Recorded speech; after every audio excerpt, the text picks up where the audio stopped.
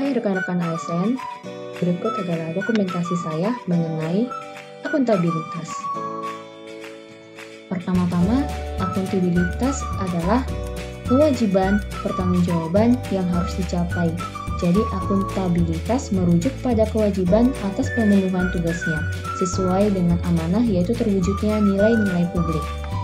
Akuntabilitas terdiri dari beberapa aspek. Aspek pertama adalah akuntabilitas adalah sebuah hubungan atau accountability is a relationship, yang dimana pemberi kewenangan bertanggung jawab memberikan arahan yang memadai, bimbingan, dan mengalokasikan sumber daya sesuai dengan tugas dan fungsinya.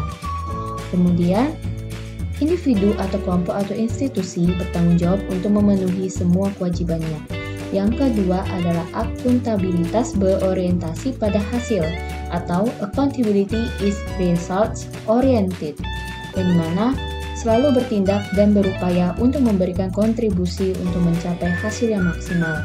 Yang ketiga adalah akuntabilitas membutuhkan adanya laporan atau accountability requires reporting, yang mana mampu memberikan laporan kinerja serta mampu memberikan bukti nyata dari hasil dan proses yang telah dilakukan. Yang keempat adalah akuntabilitas memerlukan konsekuensi atau accountability is meaningless without consequences, yaitu konsekuensi tersebut dapat berupa penghargaan atau sanksi. Yang kelima, akuntabilitas memperbaiki kinerja atau accountability improves performance, dimaknai sebagai sebuah hubungan dan proses yang direncanakan untuk mencapai tujuan yang telah ditetapkan sejak awal, penempatan sumber daya yang tepat, dan evaluasi kinerja. Kemudian, tingkatan-tingkatan dalam akuntabilitas. Yang pertama yaitu akuntabilitas personal atau personal accountability.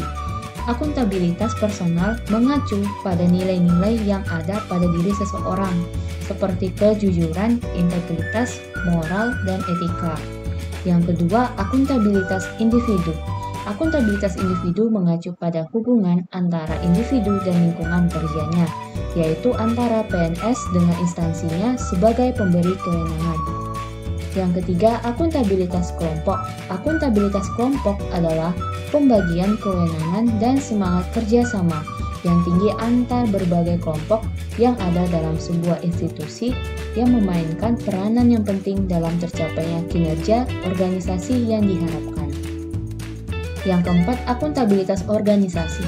Akuntabilitas organisasi berpatokan pada hasil pelaporan kinerja yang telah dicapai, baik pelaporan yang telah dilakukan oleh individu terhadap organisasi maupun institusi.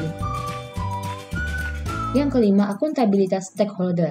Stakeholder yang dimaksud adalah masyarakat umum, pengguna layanan, dan pembayar pajak yang memberikan masukan, saran, dan kritik. Kemudian, nilai-nilai dasar akuntabilitas. Yang pertama adalah kepemimpinan. Yang kedua, transparansi. Yang ketiga, integritas. Yang keempat, tanggung jawab.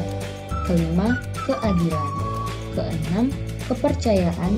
Ketujuh, kejelasan. Kedelapan, keseimbangan. Kesembilan adalah organisasi. Dan 10 adalah konsistensi.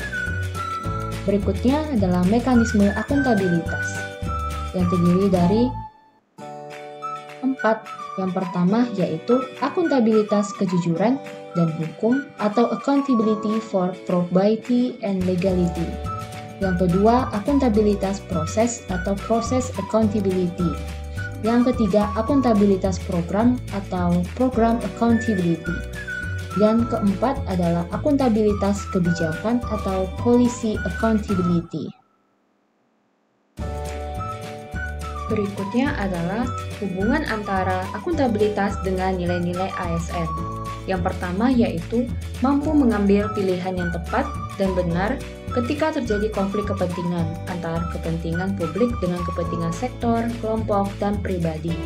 Yang kedua, memiliki pemahaman dan kesadaran untuk menghindari dan mencegah keterlibatan PNS dalam politik praktis. Yang ketiga, memperlakukan warga negara secara sama dan adil dalam penyelenggaraan, pemerintahan, dan pelayanan publik. Dan yang keempat, adalah menunjukkan sikap dan perilaku yang konsisten dan dapat diandalkan sebagai penyelenggara pemerintahan. Sekian penjelasan saya mengenai akuntabilitas. Terima kasih, semoga bermanfaat.